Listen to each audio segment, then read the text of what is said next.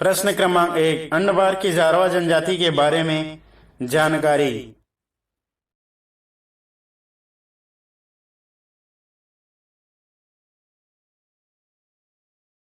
जारवा जनजाति अंडमान और निकोबार द्वीप समूह की आदिवासी जनजातियों में से एक है। वर्तमान में यह जनजाति मध्य अंडमान के पश्चिमी भाग और दक्षिण अंडमान के इलाके में रहती है। इस जनजाति का अस्तित्व पिछले 55,000 सालों से बना हुआ है। अब इस जाति के केवल 3 से 80 लोग ही बचे हैं। प्रश्न क्रमांक 2, ताशकंद समझौता जाने क्यों भारत जीतकर भी हार गया। ताशकंद समझौता भारत की सेना ने पाकिस्तान की सेना को खदेड़ दिया और लाहौर के बाहर तक पहुंच गई थी। लेकिन 1965 की जंग के समय भारत के आर्मी चीफ थे जयंतो नाथ चौधरी की एक गलती के कारण भारत को पाकिस्तान से समझौता करना पड़ा और भारत को पाकिस्तान के जीते हुए भी लौटाने पड़े।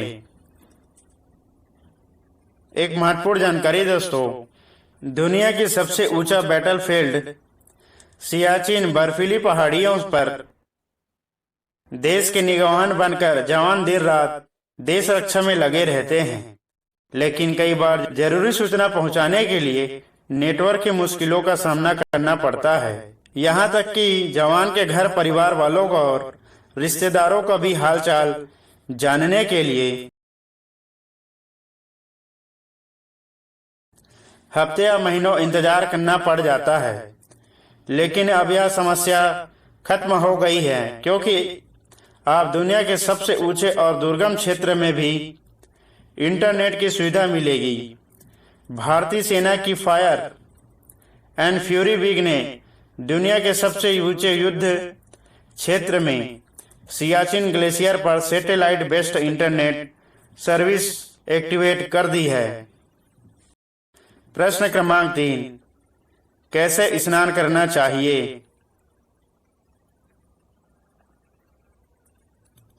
सही स्नान सूर्योदय से कुछ क्षण पहले या सूर्योदय के समय ताजे पानी से किया जाना चाहिए। नदी में किया गया स्नान सर्वोत्तम। स्नान करते समय कुछ न कुछ अवश्य ही गुनगुनाते रहना चाहिए, जैसे ओम, हर हर गंगे, अपनी पसंद अनुसार कुछ भी। स्नान पूर्ण नग्न अवस्था में नहीं करनी चाहिए। स्नान पैरों से शुरू होकर ऊपर की ओर बढ़ते हुए होना चाहिए। अंत में सर पर पानी डालना चाहिए। इसके बाद इच्छा अनुसार शरीर को मल मारकर स्नान करना चाहिए। स्नान पूर्व की ओर मुंह करके किया जाना चाहिए। सूर्योदय के समय हमारा चेहरा और छाती सबसे अधिक विटामिन डी एब्जॉर्ब करते हैं, इसलिए खुले में स्नान को अधिक महत्व दिया जाता है। स्नान के बाद सूर्य को जल अर्पित अवश्य करना चाहिए। लड़कियों की किन बातों पर भरोसा बिल्कुल नहीं करना चाहिए, इसे कुछ महत्वपूर्ण बिंदुओं के माध्यम से समझने का प्रयास करेंगे। तो चलिए आगे बढ़ते हैं। नंबर 1, कुछ लड़कियां लड़कों को फंसाने के लिए अलग अलग तरीके से इशारे करती हैं, यहाँ तक कि शारीरिक संबंध बनाने के लिए भी उकसाती है। लड़कों को अपने मन को नियंत्रित करना चाहिए और ऐसा न हो कि उनके जाल में फंसते चले जाए। हालांकि ज्यादातर लड़कियां प्रेम उनकी सच्चाई रहती है, लेकिन कुछ लड़कियां फिर भी ऐसे होती है। दोस्तों, अगर वीडियो अच्छा लगे तो कमेंट जरूर करना। सेकंड, असुरक्षित शारीरिक संबंध किसी भी तरीके से जायज नहीं है और ऐसा करने वाले लड़के और लड़की अपने स्तर पर गलती करते हैं, जिसका अंत बेहद खराब होता है। इससे बचना चाहिए। थर्ड पॉइंट जिसके बारे में हम बात करना चाहेंगे, किसी भी लड़की पर आंख बंद के भरोसा नहीं करना चाहिए और हमेशा सोच समझकर ही किसी लड़की पर भरोसा करना चाहिए। ऐसा न हो कि वह लड़के के धन दौलत और उसे फंसाने के चक्कर में ही आए हो या फिर उसके साथ सिर्फ टाइम पास ही कर रही हो। फोर्थ पॉइंट, अनावश्यक रूप से किसी भी लड़की के चक्कर में फंसने से बचे। इसी बढ़ते क्रम में नंबर 5,